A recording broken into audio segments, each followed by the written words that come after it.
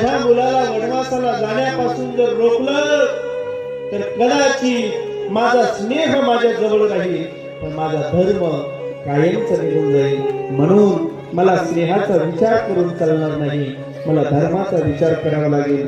प्रत्येक माय महाराज आपल्या लेकराला ज्या वेळेला सीमेवरती लढण्याकरता पाठवते त्यावेळेला त्याच्याही लक्षामध्ये एकच राहतं, या घरातील माय बहीण सुरक्षित राहावी असं वाटत असेल तर दादा तुला त्या ठिकाणी सीमेवरती डोळ्यात तेल घालून लढावं लागेल. त्या वेळेला मात्र हा परिवार, हे घर सुरक्षित राहू शकतं.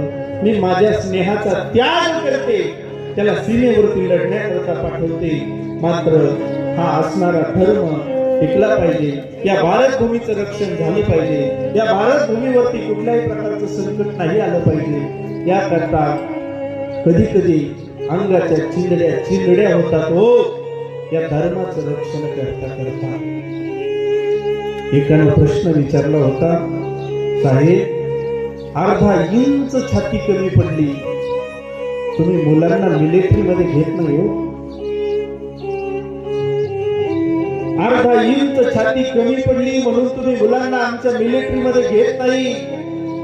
ज्या वेळेला तुम्ही आमच्या मुलाचं पार्थिव आणता त्या वेळेला त्या ठिकाणी आमच्या मुलाचा हात नसतो, कधी पाय नसतो, कधी डोकं नसतो. आम्ही का स्वीकारायचं? त्याला धर्म टिकला पाहिजे. माझ्या मुलाला त्या ठिकाणी वनामध्ये जावं लागलं